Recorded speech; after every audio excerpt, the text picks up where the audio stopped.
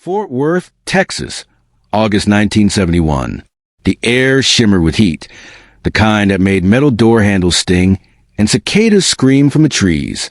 The Spanish Gate apartment sat along East Seminary Drive, a working-class complex where the sound of oscillating fans and radio static filled every unit. Inside one of them, a 22-year-old single mother named Alta Apantenko was getting ready for work, folding a small pile of clothes and humming softly to her baby girl, Melissa Suzanne Highsmith, 21 months old, wide-eyed, chubby-cheeked, the kind of child whose laughter could make a bad day vanish. Alta's life wasn't easy. She'd separated from her husband, Jeffrey Highsmith, a few months earlier, and Fort Worth wasn't kind to single mothers. She worked double shifts as a waitress downtown, relying on tips and small miracles to keep the lights on. The biggest struggle wasn't the rent. It was childcare. Babysitters were scarce, and the few trustworthy ones charged more than she could afford. So, in a moment of exhaustion and faith in humanity, she placed a classified ad in the Fort Worth Star-Telegram. Responsible babysitter wanted. Weekday care. Call Alta. It was an ordinary request, the kind of ad printed dozens of times a week. Alta could never have known that one phone call and response would change everything. A few days later, the phone rang. The voice on the line was calm, composed, and oddly warm. The woman introduced herself as Ruth Johnson. She said she had years of experience watching children, that she lived in a spacious home with a fenced yard and a playroom full of toys. She sounded professional, almost too professional, but Alta, running on fatigue and trust, agreed to meet her in person the next day at her restaurant. The meeting never happened. That evening, Ruth Johnson called again, apologetic but insistent. "I'm sorry, dear. Something came up," she said in a soft, steady tone. "But I'm still very interested. I can start tomorrow morning if you'd like." There was confidence in her voice, the kind that lowered defenses. Alta hesitated only a moment before agreeing. It was the kind of decision that feels harmless at the time, one that only reveals its weight in hindsight. The next morning, August 23rd, 1971, Alta left early for work. Her roommate, who stayed home, had been instructed to hand little Melissa to the babysitter when she arrived. Around 9 a.m., the doorbell rang. The woman at the door introduced herself as Ruth Johnson. She looked respectable, neat dress, polite smile, but something was off. It was 104 degrees outside, yet she wore white gloves, a scarf around her neck, and a bonnet that hid most of her hair. Her outfit looked more like Sunday church than babysitting. The roommate noticed it, but said nothing. She handed over the baby, along with a diaper bag and bottle. The woman thanked her, adjusted the child on her hip, and walked down the stairs. That was the last time anyone saw Melissa Highsmith. When Alta returned home that evening, she expected to find her daughter asleep in the crib. Instead, the apartment was silent. Too silent. Melissa's toys were untouched, her bottle still full, her blanket folded neatly on the couch. The roommate's voice trembled as she said the woman hadn't come back. Alta's world cracked open. She tore through the apartment, shouting her daughter's name, running down the hallway, scanning the parking lot. Nothing. No sound. No trace. By nightfall, her hands were shaking so badly she could barely dial the phone.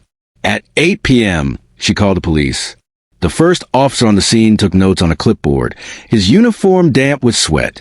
"You said she wore gloves?" he repeated, confused. "In this heat?" Alta nodded. "White gloves," she whispered, "and a scarf."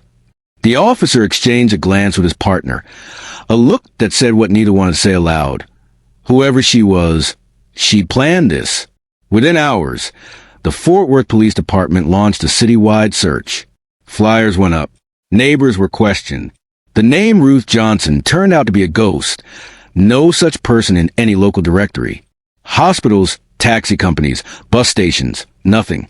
The woman had walked into their lives and vanished like smoke. The FBI joined the next day. Agents filled the apartment, dusted for prints, took phone records, and built timelines. But this was 1971, before credit card tracking, before security cameras, before digital anything. The call had likely come from a payphone. The trail was already cold. And in that suffocating Texas summer, a young mother sat on the floor of an empty nursery, staring at a crib that would never be slept in again. When the story hit the evening news, viewers saw Alta's trembling face and a photograph of Melissa, smiling, baby bow in her hair. The headline read, 21-month-old girl missing. Abductor posed as babysitter. Fort Worth froze. Mothers locked their doors. Strangers eyed each other in grocery lines. The idea that someone could simply knock on a door, take a child, and disappear terrified everyone. But days turned into weeks. The posters yellowed under the Texas sun. Each new lead fizzled out. Someone thought they'd seen a woman boarding a Greyhound bus with a baby. Another claimed a sighting at a grocery store in Waco. None checked out. By September, the investigation had stalled. No vehicle, no ransom, no witness, no Ruth Johnson. Only the image of the woman in white gloves remained, haunting, precise, unforgettable. Alta never moved away. She couldn't. She stayed in Fort Worth, close to the place where she'd last seen her daughter, clinging to a fading hope that one day Melissa might somehow return. Every year on her birthday, she baked a cake with 2 candles, then 3, then 4, blowing them out alone. What no one knew was that the child everyone was searching for across the country had never really left Fort Worth at all. The days after Melissa's disappearance blurred into one long stretch of exhaustion and fear. For Alta Apantenko, every knock on the door felt like it could be the police. Or worse, the woman coming back. She stopped sleeping. Every sound outside made her flinch. She kept Melissa's room exactly as it had been. The crib untouched, the baby clothes folded neatly in the drawer, and the tiny shoes waiting by the door. Her friends begged her to rest, to eat, to have faith. But faith was hard to hold when your child had been lifted from your life by someone polite enough to say, "Thank you," before vanishing. The Fort Worth Police Department quickly realized they were up against a ghost. The name Ruth Johnson appeared nowhere. No driver's license, no apartment lease, no employment records. Detectives suspected the name was fake, possibly borrowed from another woman or invented entirely. The only description came from Alta's roommate, mid-30s, light-skinned, dark hair, neatly dressed, wearing gloves and a scarf. The gloves, one detective later said, were the clue that never stopped bothering him. It wasn't vanity, he told a reporter years later. It was strategy. Gloves mean no fingerprints. That woman came prepared. Despite the lack of leads, the FBI joined the search under the Federal Kidnapping Act. Agents fanned out across Texas, Oklahoma, and Louisiana, checking hospitals, adoption agencies, and foster homes. Nothing. No baby matching Melissa's description. No mysterious woman bringing in a child. The trail was invisible. By early September 1971, the story had spread across state lines. Missing Texas toddler. Abducted by babysitter. The public was horrified. Strangers mailed Alta sympathy letters and prayer cards. Local churches held candlelight vigils. But time is merciless in missing child cases. After 48 hours, the odds of recovery dropped sharply. After 2 weeks, the case went cold. Alta's world shrank to a single obsession, finding her daughter. She quit her job temporarily and spent every day visiting police stations, newspapers, and hospitals, hoping for a miracle. She'd drive around Fort Worth with Melissa's picture on the passenger seat, scanning faces in parks and grocery stores. She thought she saw her once, a toddler with brown hair and bright eyes, sitting in a shopping cart at a supermarket in Arlington. She followed the woman for 5 aisles before realizing she was wrong. The baby turned and looked up at her, the wrong shade of blue in her eyes. Alta apologized and left in tears. Weeks turned into months. Detectives interviewed Alta's estranged husband, Jeffrey Highsmith, to rule out a family dispute. He was cooperative, devastated, and quickly cleared. There was no motive, no ransom, and no pattern of custody disputes. It was simply evil in its purest form, a stranger abduction, carefully executed. The police eventually had to move on. The case was filed as open but inactive. A few detectives kept the file on their desks longer than required, unwilling to give it up. But as new crimes filled the headlines, Melissa's name slipped to the back of the line. By Christmas, only Alta was still searching every day. She hung a tiny stocking on the mantel with Melissa's initials stitched in pink thread. "If she's out there," she told a friend, "I want her to know I never stopped waiting." Through the 1970s, America's missing children were mostly remembered through grainy flyers and milk cartons. There were no national databases, no instant alerts, no Amber system. Missing children simply disappeared, some forever. And yet, Alta refused to let Melissa become a statistic. She remarried once, briefly, but her grief lived in the background of everything. Every time she saw a little girl with brown curls, her chest tightened. Every time the phone rang, she prayed for a miracle. By the 1980s, technology had evolved a little. The National Center for Missing and Exploited Children, NCMEC, had begun producing age progression sketches of long-term missing kids. Alta sent Melissa's baby photo in, and for the first time, saw what her daughter might look like as a teenager. The image, kind eyes, wavy hair, a soft smile, reignited her hope. That same year, she and Jeffrey, now older but still connected through grief, appeared on a local TV segment, pleading for information. Jeffrey said simply, "If she's alive, she's a grown woman now. If you're out there, Melissa, we never stop looking." The response was overwhelming. Dozens of tips poured in. A woman in Oklahoma claimed her neighbor resembled the sketch. A truck driver in New Mexico swore he'd seen a girl who looked just like her. Each lead sparked a flicker of hope and ended in disappointment.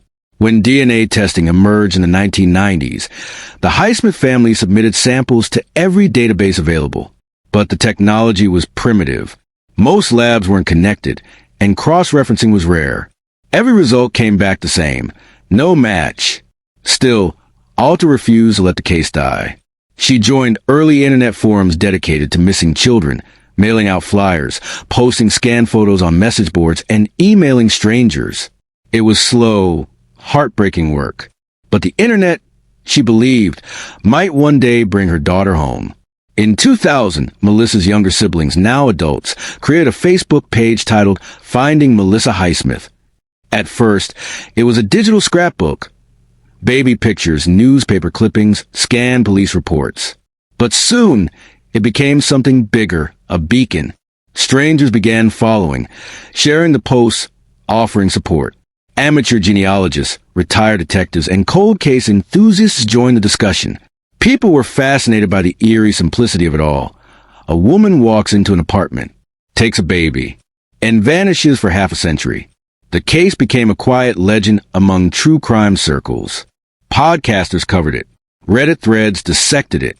But year after year, Alta and Jeffrey remained no closer to the truth. The Facebook page would spike in attention whenever a new lead surfaced. A woman in Missouri, another in Arizona, only for the DNA to come back negative. By 2020, Alta was in her 70s, her hair silver, her eyes still sharp with hope. Every November, on Melissa's birthday, she lit a candle and whispered the same words. "I know you're out there. I just don't know where." Her family begged her to rest, but she couldn't. Hope had become her heartbeat. Half a century after that blistering August morning, the case file of Melissa Suzanne Highsmith was one of the oldest unresolved child abductions in Texas. Inside the Fort Worth Police Department archives, the manila folder sat faded and brittle, labeled in red. Missing person, open, unresolved. The photo paper had yellowed. The baby's eyes still smiled up from 1971, frozen in time. No one could have guessed the answer. The one they'd been chasing across 51 years and 1,000 dead ends was about to arrive not from detectives or witnesses, but from a single strand of DNA uploaded to a website by a father who refused to stop searching. 51 years. That's how long the name Melissa Suzanne Highsmith had lived in files, on flyers, and in the whispered prayers of a family that refused to give up. By 2022, Fort Worth was unrecognizable. Skyscrapers, smartphones, drones. But inside one small Texas home, Jeffrey Highsmith, now in his 70s, was still chasing the ghost of his little girl. The world had changed, but one thing hadn't. The silence surrounding Melissa's disappearance. Every so often, new technology promised hope. Age progression sketches, national databases, even TV specials. But each time the trail went cold again. Alta had grown old waiting. Her hands trembled when she folded Melissa's photo, the same one she'd carried for half a century. "I'll find her," she still told herself, "even if it's just to know." Then, one morning in October 2022, that promise finally began to stir awake. A friend of the family, a woman active in genealogy circles, visited Jeffrey's home that week. She'd been following their case for years and had an idea. "Have you ever done one of those DNA kits?" she asked. "Like 23andMe or Ancestry DNA?" Jeffrey chuckled softly. "I'm not looking for my ancestors," he said. "I'm looking for my daughter." The woman smiled. "Maybe this is how you'll find her." It sounded far-fetched.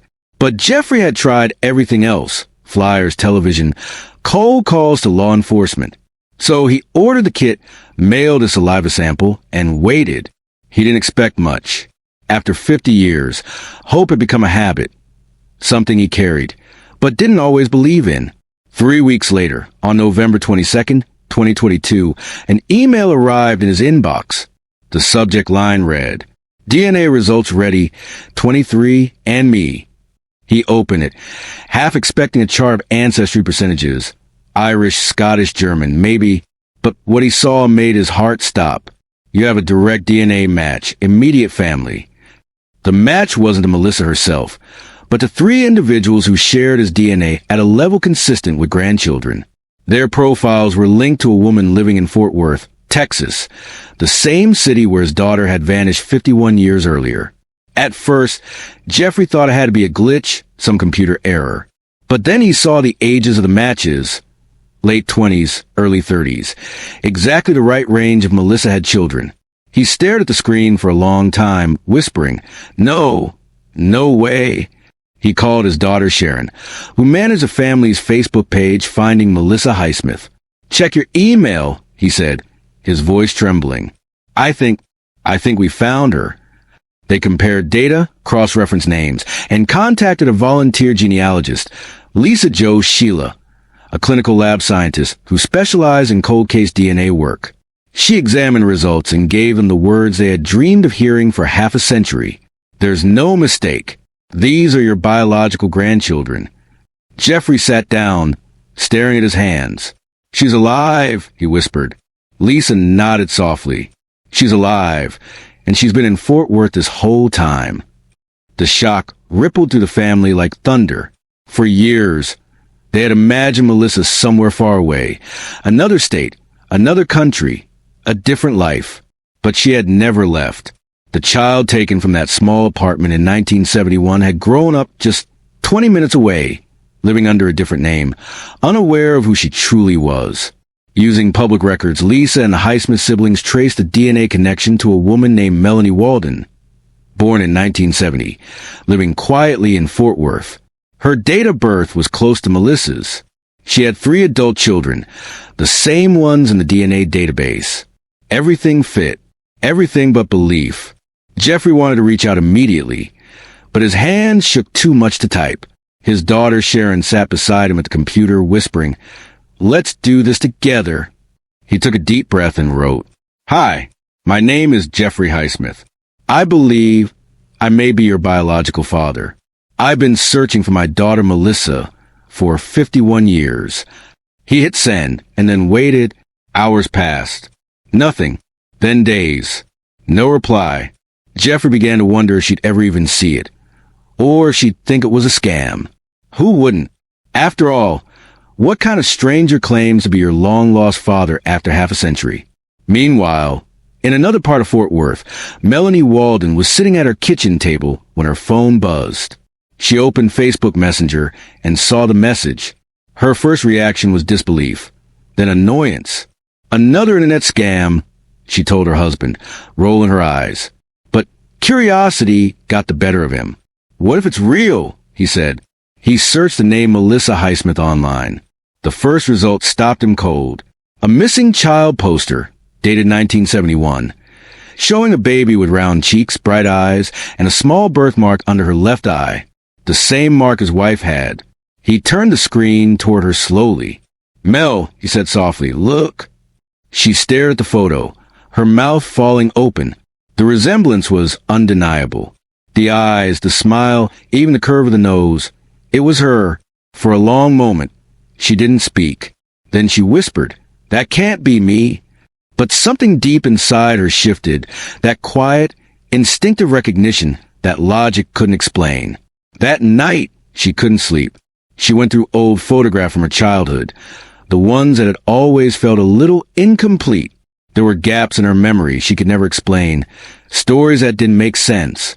The woman who raised her, strict, controlling, distant, had never talked much about her birth. She claimed Melanie had been born at home, that there were no hospital records because it wasn't safe for you. She'd always said Melanie had health issues, brain damage, that she had to be protected from the world. But now, for the first time, Melanie began to wonder if those stories were lies. She opened her laptop again and reread the message from Jeffrey. "I believe I may be your biological father." Her hands hovered over the keyboard. Then, slowly, she typed, "I don't know what to think, but I saw the pictures.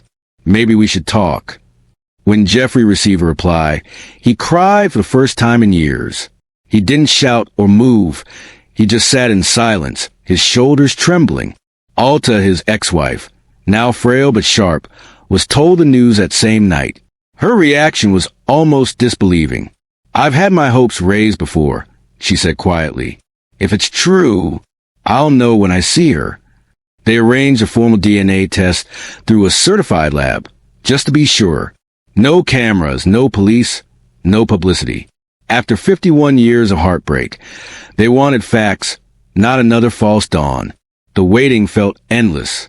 Every ring of the phone, every knock at the door made Jeffrey's pulse race. And then, one crisp November morning, the call came. The lab confirmed it.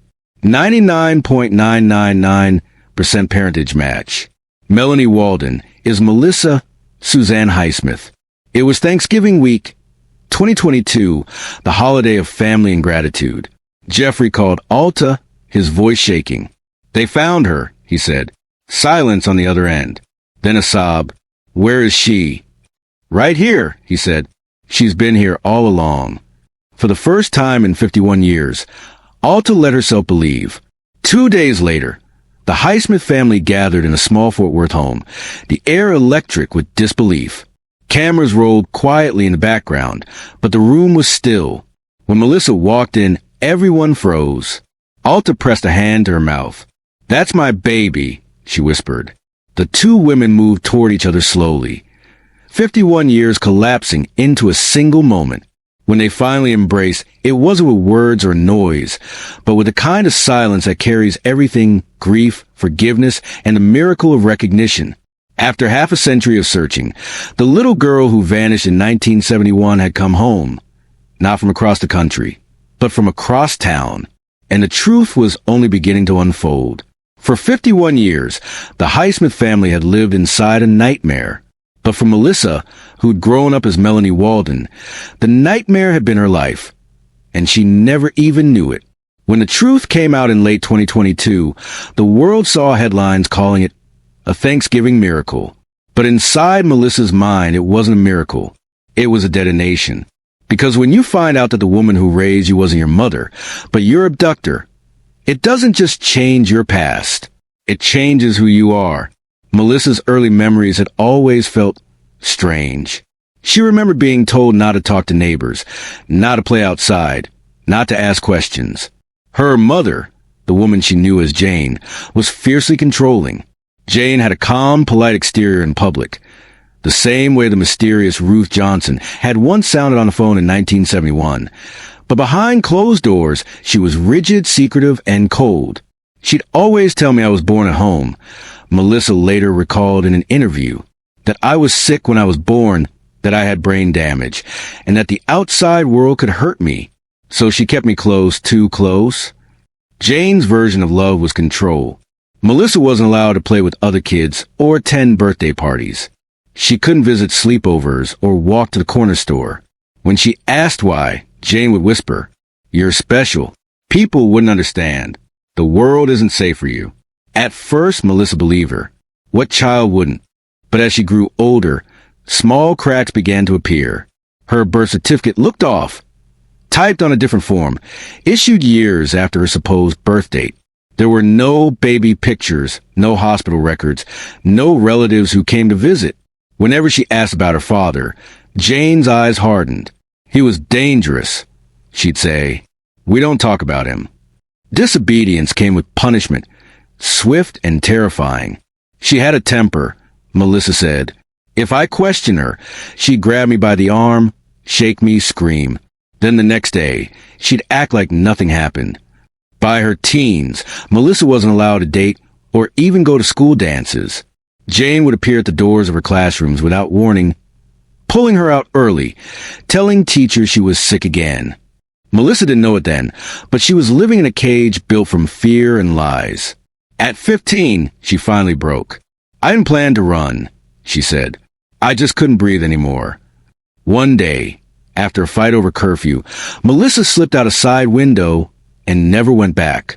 For a while, freedom tasted like survival. She bounced between shelters, motels, and temporary jobs. She was just a teenager alone in the world. A world she'd been told her whole life was dangerous, and now it was proving true.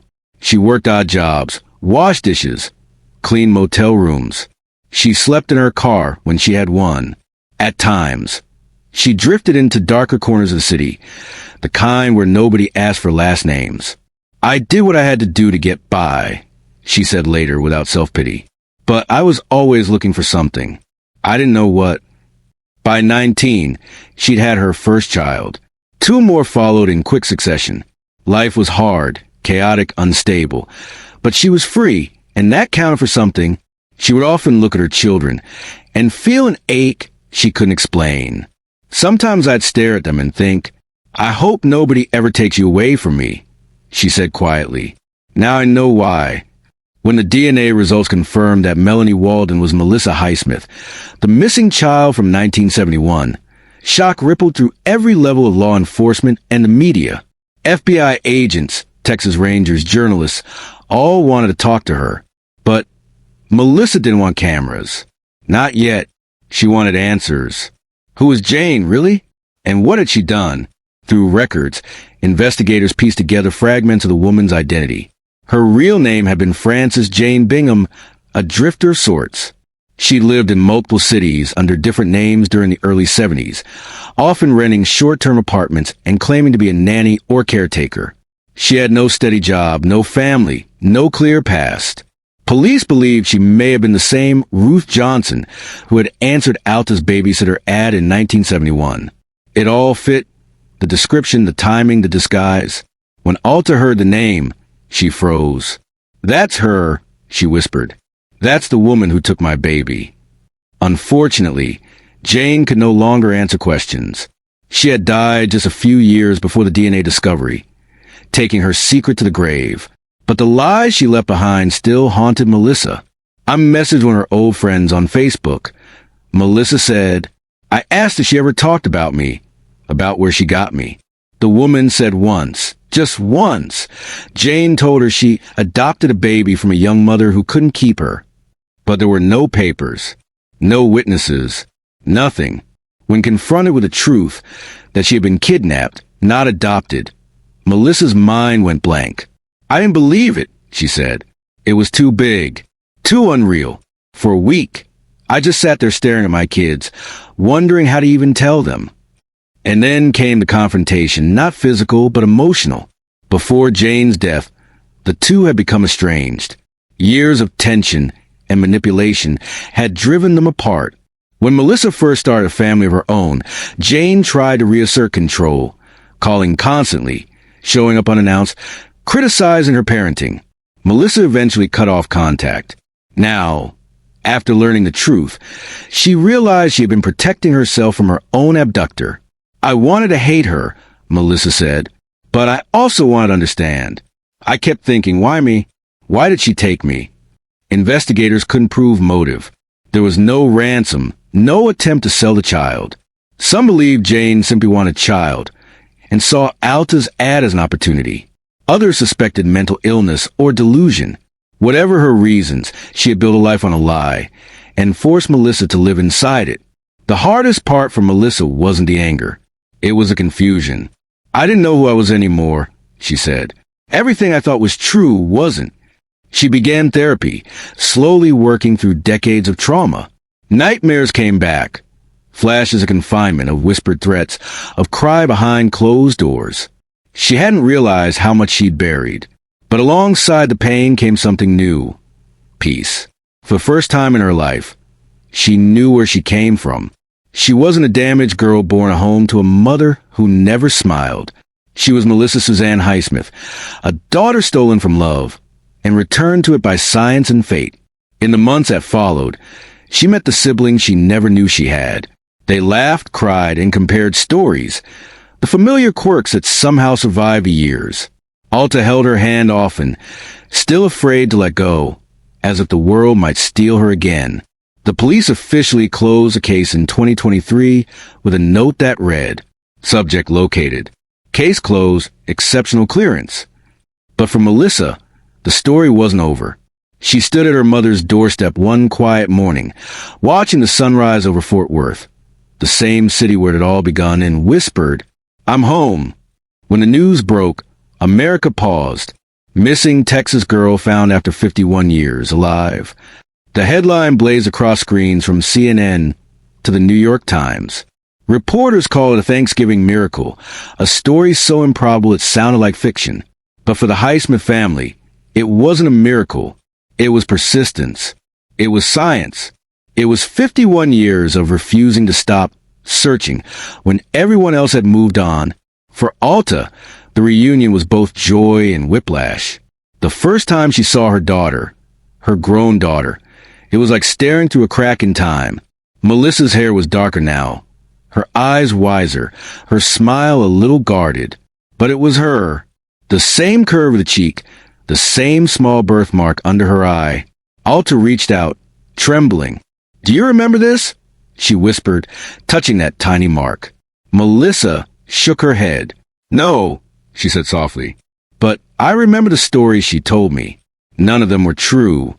Alta's tears came then, the kind that belonged to decades of waiting. Behind them, the family's other children stood in a tight cluster, too stunned to speak.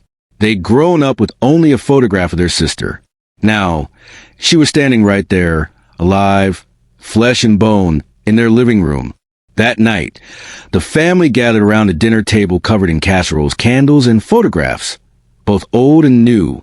A reporter quietly snapped a photo, Alta and Melissa holding hands, tears streaking down both faces. The picture ran the next morning with the caption, "DNA wins." And, in a way, it had.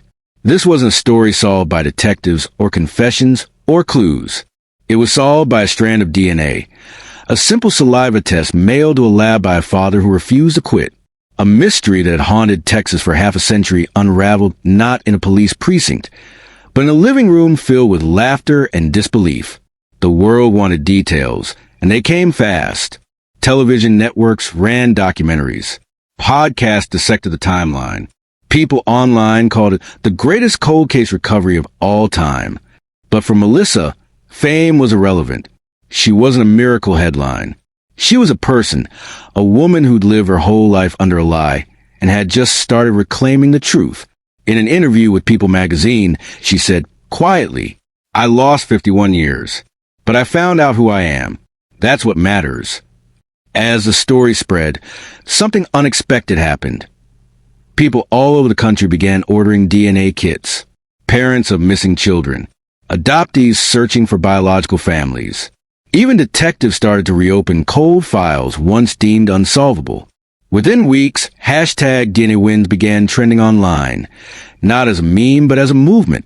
Alta and Jeffrey, now in their 70s, suddenly found themselves as symbols of hope. They started receiving hundreds of messages. "Your story gave me courage to test my DNA. I think I might be one of the missing. Because of you, I found my birth mother." Alta read every message.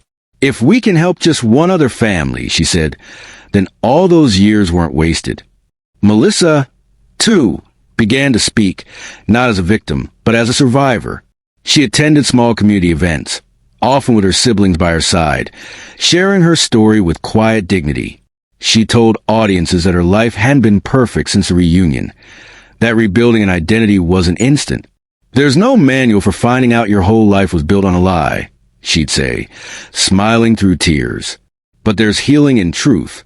There's power in knowing." Behind the cameras, the family worked on something new. They turned their old Facebook page, Finding Melissa Highsmith, into a digital resource hub for other families of the missing. It became a place where people could share their own cold cases, ask for help reading DNA results, and connect with volunteer genealogists like Lisa Jo Sheila, the scientist who had helped solve Melissa's case. Lisa joined the cause immediately. She helped build what the Highsmiths called the DNA Hope Project, a volunteer network that taught families how to use consumer DNA tools effectively, how to upload raw data, interpret matches, and contact potential relatives. Within months, dozens of families began finding partial matches, and a few, unbelievably, achieved full reunions. By mid-2023, law enforcement agencies were taking notice. The Texas Department of Public Safety invited the Highsmiths to speak at a forensic conference about how their case could reshape cold case investigations. For decades, investigators have relied on limited databases and outdated techniques. Now, private citizen DNA submissions were solving cases faster than government labs ever had. A Texas Ranger attending the event said it best. This case didn't just close a file. It opened a door. The Highsmith story wasn't just personal anymore. It was cultural. America saw itself in that family. The pain, the hope, the stubbornness to believe that something good could still happen after half a century of heartbreak. It was a rare kind of story, one that didn't end in tragedy, but in light. Thanksgiving 2022 was remembered not for parades or football, but for a quiet living room in Fort Worth where a mother held her daughter for the first time since 1971. That image, the tears, the embrace, became the nation's reminder that sometimes even the coldest cases can thaw. In May 2023, a formal statement came from the Fort Worth Police Department. The individual known as Melanie Walden has been confirmed through DNA analysis as Melissa Suzanne Highsmith, reported missing in 1971. This case represents one of the longest successful recoveries of a missing person in Texas history. 51 years. A half-century of questions, theories, and silence, all undone by a single strand of DNA. That summer, Melissa legally reclaimed her birth name in a small courthouse. The judge smiled as she signed the papers. "Welcome home, Miss Highsmith," he said. Applause filled the courtroom. Alta wept quietly in the front row. For Melissa, it wasn't just a legal act. It was a resurrection. Her name, her history, her identity, all restored after decades of being hidden behind someone else's lies. Today, Melissa's story continues to ripple outward. She lives quietly in Texas, close to her biological family. She attends therapy, reconnects with her children, and sometimes still wakes up wondering if it was all a dream. But on her bedside table, she keeps two framed photos, one of the baby she once was, and one of the family that never stopped looking. In interviews, she always ends with the same words. "DNA didn't just find me, it saved me." In the quiet months that followed the whirlwind of headlines, the world slowly moved on. But for Melissa Highsmith, every sunrise still felt like a second chance. After 51 years of being lost and found, she had to learn how to live as herself, not as Melanie Walden, not as a mystery, but as Melissa Suzanne Highsmith, daughter, sister, mother, survivor. Life after the reunion wasn't a fairy tale. Melissa had to reconcile two worlds that never should have existed together, the life she'd lived and the life she'd been denied. There were moments of joy, yes, but also confusion, guilt, and grief.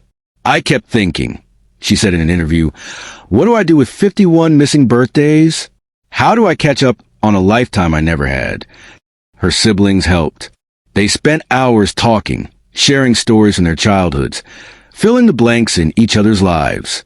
Alta cooked for her like she had always dreamed of doing, insisted Melissa sit down, eat, and rest, motherly things she'd long been robbed of. Sometimes they laughed. Sometimes they just sat in silence, holding hands, knowing words weren't needed. "I don't think she ever stopped being my mom," Melissa said softly. She just didn't have me there to be one. But even as the family rebuilt, the world around them was changing because of their story. Across the United States, families with missing loved ones began turning to DNA technology in record numbers. The Highsmith case had proven what many had doubted, that consumer DNA testing, something meant for tracing ancestry, could solve crimes, close cold cases, and reunite families decades later. It became known as the Highsmith effect. Nonprofits began launching DNA awareness campaigns. Genealogy hobbyists formed networks to help families understand test results.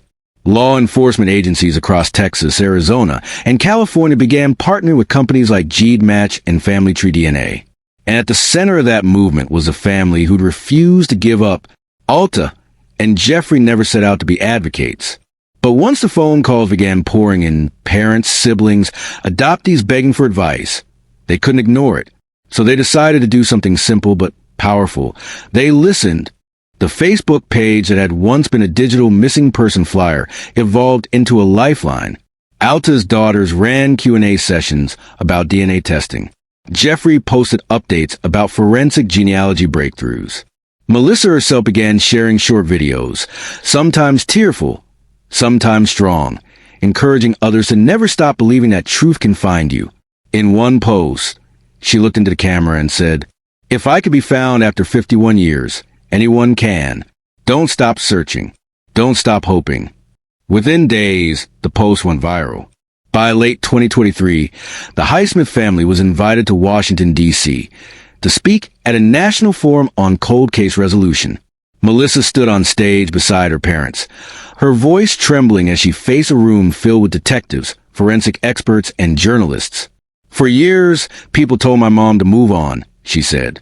"They told her it was hopeless. But hope isn't something you let go of. It's something you hold until it becomes real." The audience rose to their feet. For the first time, the family that had once been defined by loss was now defined by victory. A victory powered not by luck, but by love and science. At home, Melissa lived quietly. She spent time with her children, now grown, trying to explain the unexplainable. "My kids were stunned," she said. "They thought they knew where they came from. Suddenly, they had a whole other family, a whole other history. It's beautiful, but it's heavy." She went to therapy, attended church again, and started writing a memoir, not about pain, but about persistence. "I want people to know," she told a reporter, "that even if it takes 51 years, truth still wins." For Alta, those final years brought something she hadn't felt in decades: peace. She no longer stared at empty cribs in her mind. Every Thanksgiving, she gathered her family around the table. The seat at the end, the one that had always been left empty for Melissa, now filled at last. Sometimes she'd just look across the table and whisper, "You came home." And Melissa would smile through tears. "You never stopped calling me." When Fort Worth police officially marked the case closed, Recover Live, they added one final note to the file. Subject located through genealogical DNA. Case closed, exceptional clearance. 2 sentences to summarize 51 years of heartbreak and faith. But those lines didn't tell the real story.